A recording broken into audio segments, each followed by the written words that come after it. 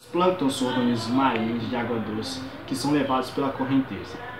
Algas, protozoários, coelenterados, moluscos e crustáceos são exemplos de plâncton.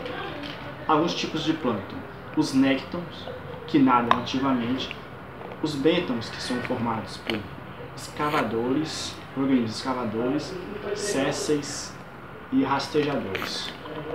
Os plânctons flutuam ou vivem sobre a superfície da água, se deslocando com o vento. E os nêustrons, que repousam ou vivem na superfície da água. O fitoplâncton é um tipo de plâncton formado por organismos vegetais, em sua maioria microscópicos, que flutuam na superfície de oceanos e mares, onde tem águas salobras, salgadas ou doces. Alguns exemplos de fitoplâncton são os dinoflagelados e as diatomáceas. Os dinoflagelados são móveis devido à sua cauda tipo chicote, seu flagelo tipo chicote. O fitoplâncton é responsável por 98% do oxigênio na atmosfera, superando assim as florestas na produção de oxigênio. Os produtores são seres autótrofos, ou seja, seres que produzem seu próprio alimento.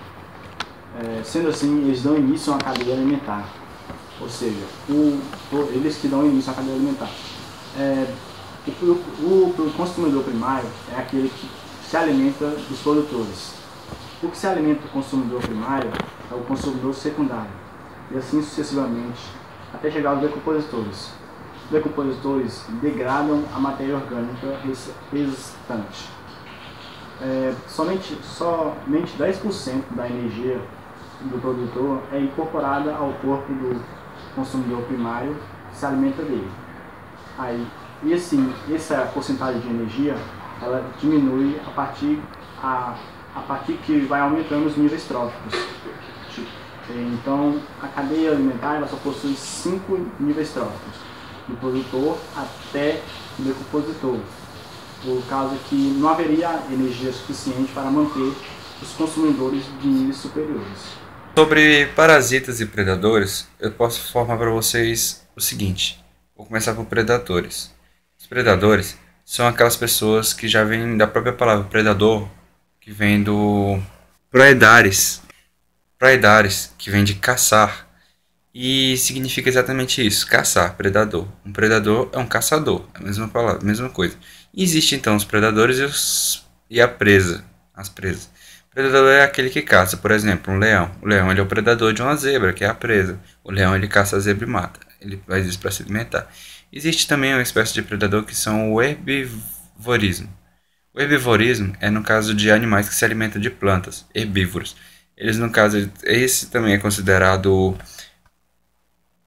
predador, eles também são considerados predadores, por causa que a planta é a presa deles, eles caçam plantas, né, no caso, e só que nesse caso chama de herbivorismo, mas também é considerado predador.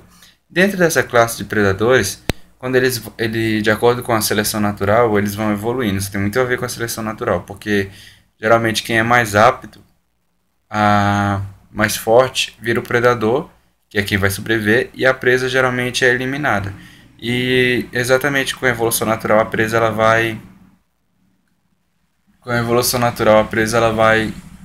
evoluindo junto e vai criando novas habilidades que vai ajudar para poder se proteger dos predadores. E com isso, existe uma série de fatores que influenciam nos predadores e na presa. No caso dos predadores, existe a camuflagem, que influencia tanto nos dois, no predador e na presa.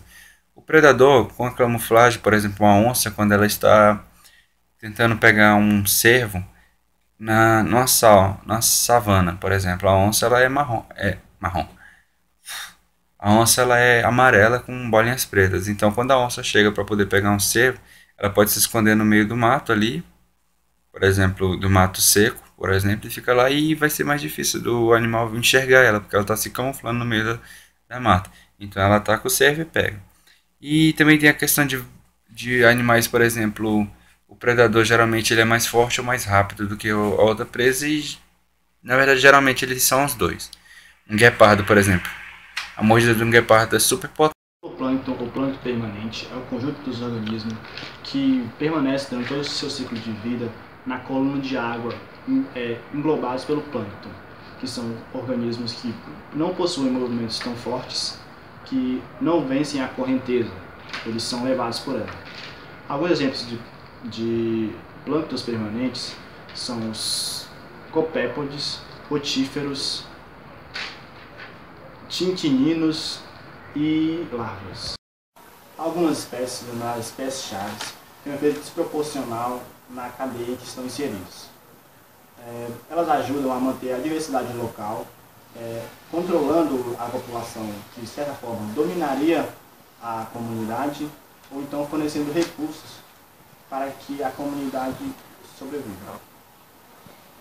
Um exemplo disso é a estrela do mar pisástra, que ela se alimenta de mexilhões, que aumentou muito no noroeste da América do Norte.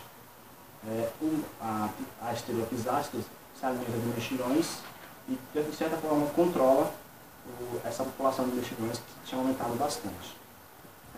Outro exemplo é a figueira, que ela dá fruto o ano inteiro. Então, sem a figueira, algumas espécies de árvores estariam denominadas à extinção.